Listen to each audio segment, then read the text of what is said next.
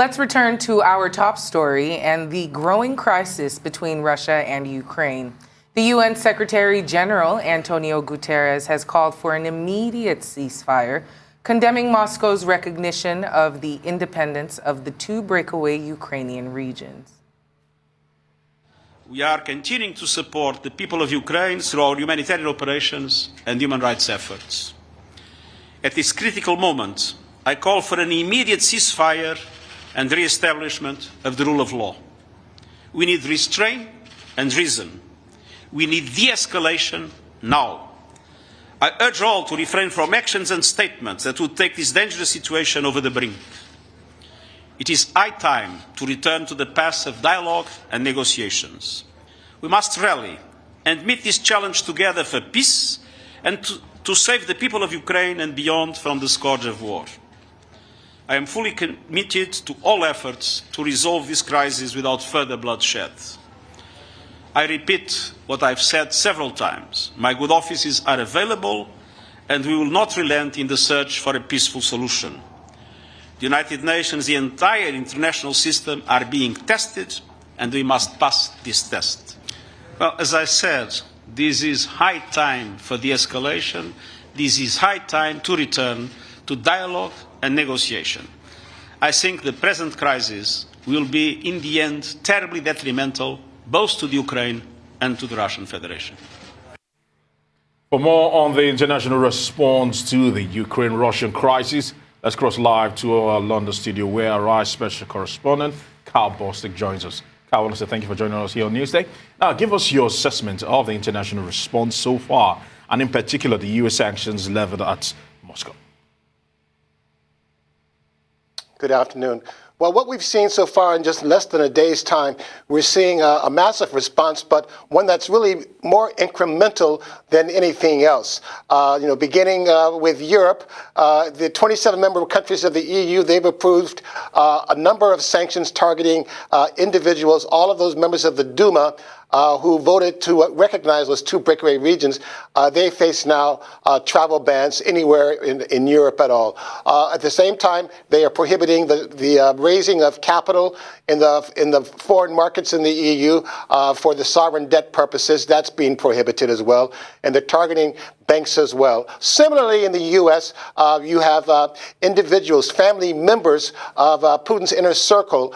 They face travel bans and their assets frozen in the U.S., those that do have assets in the U.S., in addition to some Russian banks that have assets, those are being frozen. That's about $80 billion worth right there. But that's not the full extent of the sanctions, and that's why you have a dilemma for the U.S. and the West as well about how far to go with sanctions, if there's still a need to perhaps deter Vladimir Putin from escalating further, from maybe going beyond that contact line and directly confronting Ukrainian troops. You've got, for example, hardline states, members of the EU, for example, the Baltic states, Lithuania, Estonia, Latvia, saying you need to really go full bore. That's what Ukraine is also saying. You need to take more radical actions that would really, involve export restrictions against key industries that Russia's relied on, and you also need to attack the banking system. But to put things in perspective, Russia's used to living with sanctions. They've had about 100 sanctions since the Crimea invasion back in 2014, about 100 sanctions, and they've learned to shall we say, to live with sanctions. They've in this space of time, they stockpiled foreign currency, stockpiled gold, and stockpiled other assets. Their reserves are in the neighborhood of about $200 billion. So if we had even heavier sanctions kicking in, you wouldn't see effects of that for still several months. But one more quick, interesting point of note. When you talk about Russian wealth, Russian gold belonging to the oligarchs, there's no other place than London which arguably has more Russian wealth, more Russian gold than any other city in the world. And the UK has not even gone close to far enough to what it could do. Yes, they targeted 5 banks and 3 oligarchs, but those banks are not retail banks that Russian consumers depend on for daily transactions. And those 3 oligarchs, what's really interesting is this. One think tank that looks into financial crimes and hidden wealth in the UK estimates there are about 150 Russians with properties and wealth in the UK. And even on the stock exchange, you've got about 31 Russian countries in London that trade. They haven't been touched. And when you look at the taxes they pay to the Russian government in the neighborhood of about $53 billion a year, that's almost the same amount as their defense budget, $55 billion. So Russia depends on these companies and their trading to support their economy. And one last final footnote, one of the key owners of one of those major countries is the owner of the Chelsea Football Club, Roman Abramovich. And you have some UK lawmakers saying it's people like him who should be targeted sanctions as well. Revoke his visa, freeze his assets, and maybe even call his ownership into question. And finally, on the sports note, you've got the popular Champions League, the final scheduled for May. Either one or two British teams, English teams, will be in the finals. People are saying that those finals should be moved from St. Petersburg. Wow, that's a lot of information to take in. But let me go on to ask about Joe Biden. He's saying that there's a cost to, in his own words, defending freedom. What do you think he meant by that?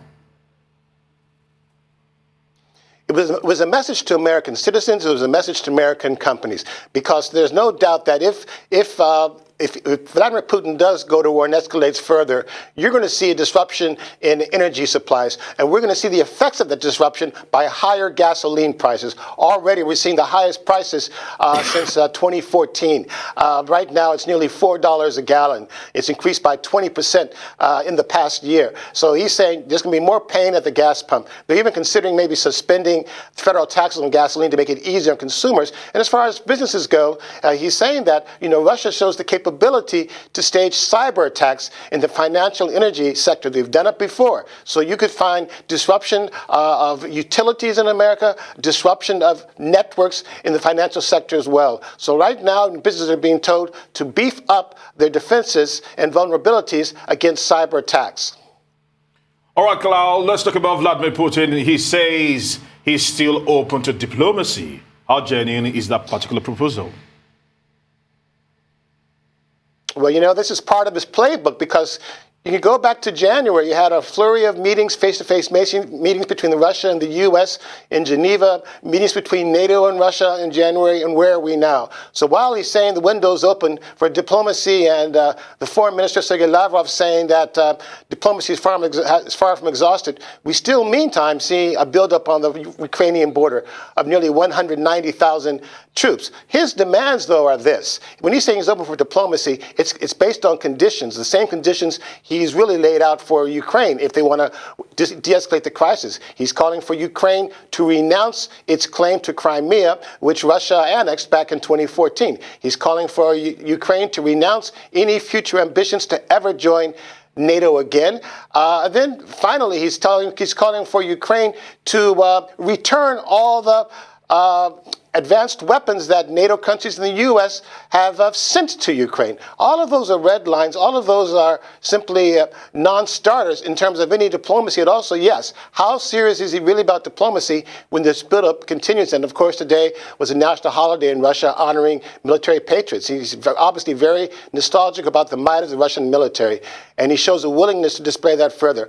As your correspondent in Kiev pointed out, what's really next on the table is whether or not he means to go beyond the contact line in that region and directly engage with Ukrainian troops, which is where casualties would start being felt immediately. We haven't seen that yet. We haven't seen those efforts to increase control over Ukrainian territory. But when that happens, that's when we're going into something approaching a full-scale war. All right, Special Correspondent Karl Bostic, thank you so much for joining us on News TV.